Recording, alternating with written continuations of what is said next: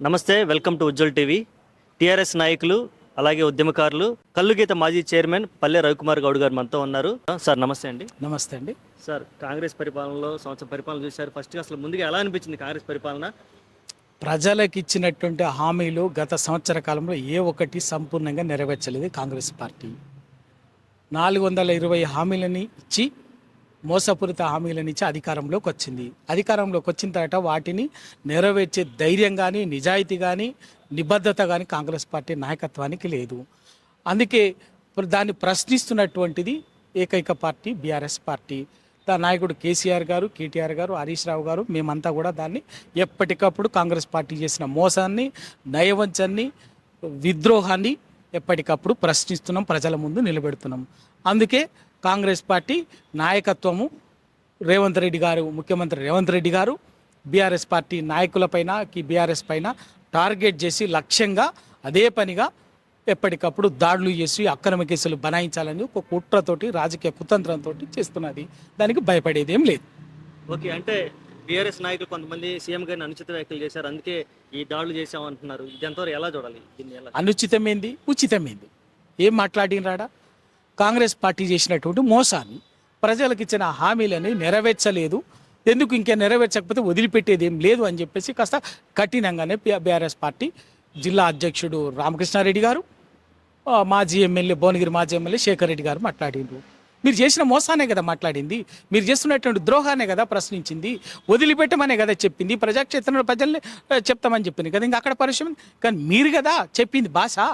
ఇదే ముఖ్యమంత్రి రేవంత్ రెడ్డి గారు అధికారంలోకి వచ్చిన రోజు నుంచి ఏం మాట్లాడిండ్రు? మమ్మల్ని ప్రశ్నించేటటువంటి వాళ్ళని, మా మోసాన్ని ఎదిరించేటటువంటి వాళ్ళని లాగుల్లో తొండలేస్తాం, పేగులు తీసి మెడకేసుకొని ఊరేగుతాం, బుల్డోజర్లు ఎక్కించి తొక్కిస్తామని చెప్పేసి గది కదా పరుషము. ఇష్టానుసారంగా మాట్లాడింది కదా. మీరు మాట్లాడినటువంటి భాష, మీరు మాట్లాడినటువంటి భాషకే మీ ధోరణిలోనే, మీ తరహాలోనే, మీ పద్ధతుల్లోనే మా నాయకులు సమాధానం చెప్పారు తప్ప కొత్త భాష కానీ కొత్త దిగి ఏమీ లేదు. ఉచితమా అనుచితమా మీరు తెలుసుకోవాలి. మీకంటే కూడా ముందు మీరు ఇవాళ ఏది పడితే అది మాట్లాడతాము.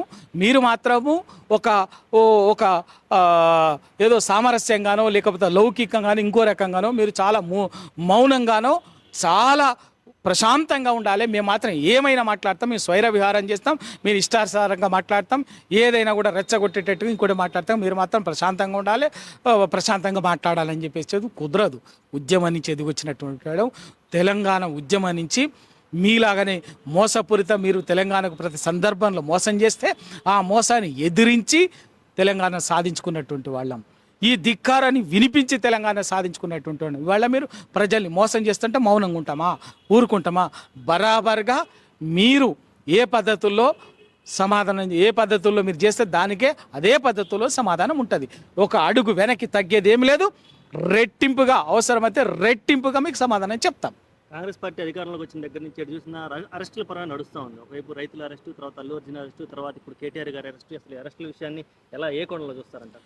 ప్రశ్నించేటటువంటి వాళ్ళు చేసే మోసాన్ని ప్రశ్నించేటటువంటి వాళ్ళు లేకుండా, ప్రశ్నే లేకుండా చేయాలన్నదే కాంగ్రెస్ పార్టీ చేస్తున్న పని.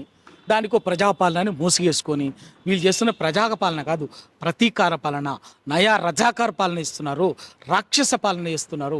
ఆ రాక్షస పాలన, నయా రజాకార పాలనని ప్రశ్నించేటటువంటి వాళ్ళని, ఎదిరించేటటువంటి వాళ్ళని ఎప్పటికప్పుడు దౌర్జన్యంగా కేసుల్లోనో కుట్రపూరితంగా ఏదో ఒక కేసుల్లో బనాయించి లొంగ తీసుకోవాలని చూస్తున్నారు. టీఆర్ఎస్ నాయకత్వము, టీఆర్ఎస్ పార్టీ మీ బెదిరింపులకు, మీ అక్రమ కేసులకు, మీ దౌర్జన్యాలకు, అరాచకాలకు బెదిరేది, భయపడేది లేదు. బరాబర్గా మీ అన్ని కుట్రల్ని ఎదుర్కొనే మీకు దానికి తగిన రీతిలోనే సమాధానం చెప్తాం. ఒకవేళ కేటీఆర్ గారిని అరెస్ట్ చేస్తే ఎలా ఉండబోతుంది కార్యాచరణ? కేటీఆర్ గారిని అరెస్ట్ చేయాలని సంవత్సర కాలం నుంచి వాళ్ళు ఆరాటపడుతున్నారు. ఏదో ఒక కేసులో, అక్రమ కేసులో, దొంగ కేసులలో అక్రమంగా బనాయించి దాంట్లో జైల్లో పెట్టాలని చూస్తున్నారు. మేము భయపడేది ఏం లేదు. కేటీఆర్ గారు ఆ జైలు జీవితం అనుభవించడానికి సిద్ధంగా ఉన్నారు. ఆ కేసీఆర్ జైలుకి పోతే ఎట్లా మీరు ప్రజలకు ఇచ్చినటువంటి హామీల మీద ప్రజాక్షేత్రంలో ఎట్లా పోరాటం చేయాలో టీఆర్ఎస్ నాయకత్వం కూడా సిద్ధంగా ఉన్నది. బరాబర్ మీరు ఎన్ని కేసులు బనాయించినా, ఎన్ని కుట్రలు చేసినా మిమ్మల్ని ప్రశ్నించడం ఆపేది లేదు, నిలదీయడం వదిలేది లేదు. మిమ్మల్ని రాజకీయ క్షేత్రంలో, ప్రజాక్షేత్రంలో బరాబర్గా ప్రజల ముందు దోషులుగా నిలబెట్టేది నిలబెట్టుడే మిమ్మల్ని రాజకీయంగా తొక్కుడే రాజకీయంగా భూస్థాపితం చేసుడు